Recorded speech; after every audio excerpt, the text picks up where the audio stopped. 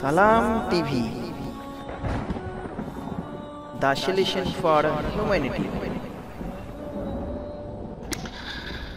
10 নম্বর প্রশ্ন বলছেন, আসসালামু আলাইকুম শেখ, মৃত ব্যক্তির জীবদ্দশায় একটা কথা বলে গেছে, বা মৃত ব্যক্তি জীবদ্দশায় একটি কথা বলে গেছে, কিন্তু তারা মৃত্যুর পরে তার স্ত্রী সন্তানরা সে কথা অস্বীকার করতেছে এবং মিথ্যা সাক্ষী দিতেছে, এদের কি শাস্তি হবে? যদি মৃত ব্যক্তি কোনো কথা বলে যায়, বলতে ওসিয়ত, আর সেটা 3 ভাগের 1 ভাগ হয়, তাহলে সেটা বাস্তবায়ন করবে। কিন্তু যদি তার বেশি বলে থাকে যে আমার জমি জায়গা সব দান করে দিও বা আমার অর্ধেকটা দিয়ে দিও, তাহলে সেটার বাস্তবায়ন হবে না, 3 ভাগের 1 ভাগে বাস্তবায়ন হবে। দান খায়রাতের কথাও যদি বলে যায় ঠিক ওই রকমই। যদি অন্য কোনো উপদেশ দিয়ে যায়, পালন না করে, তাহলে গুনাহগার হবে ওই ক্ষেত্রেও।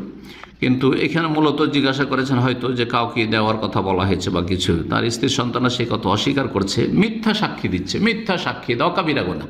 মিথ্যা সাক্ষী দেওয়া কাবিরা গুনাহ, বড় কাবিরা গুনাহ, আকবরুল কাবায়ের মধ্যে কার আলা ও শাহাদাতুজ জুর। নবী সাল্লাল্লাহু আলাইহি ওয়াসাল্লাম বলেছেন, সাবধান মিথ্যা সাক্ষী থেকে, মিথ্যা সাক্ষী থেকে। মিথ্যা সাক্ষী দিয়ে যার হক, তাকে হক থেকে বঞ্চিত করে দিলেন। এই জন্য কোর্টে গিয়ে, আদালতে গিয়ে, থানা পুলিশে গিয়ে, প্রশাসনের কাছে মিথ্যা সাক্ষী দেওয়া, কারো পক্ষে বা কারো বিপক্ষে, ভালো মানুষকে ফাঁসিয়ে দিলেন অথবা খারাপ মানুষকে কি করে দিলেন, বেনামি খালাস করে দিলেন আপনার মিথ্যা সাক্ষীর মাধ্যমে, কিয়ামতের দিনে ফেসে যাবেন।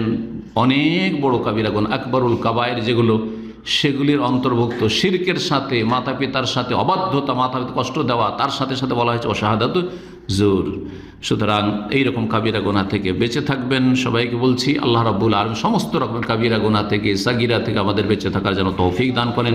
আল্লাহ রাব্বুল আমাদের গুনাহ খাতা যেন মাফ করে দেন, এবং আল্লাহ আমাদেরকে নেক হায়াত যেন দান করেন, নেক আমলের তৌফিক দান করেন, এবং ইলম শিখে সঠিক আমলের আল্লাহ রাব্বুল আলামিন যেন তৌফিক দান করেন, এবং সঠিক দিনের পর আল্লাহ রাব্বুল আলামিন আমাদেরকে যেন ইস্তেকামা, অটলতা দান করেন। সাল্লাল্লাহু আলাইহি ওয়াসাল্লাম আলা নবিয়িনা মুহাম্মদ ওয়া আলা আলিহি ওয়া সাহবিহি আজমাইন।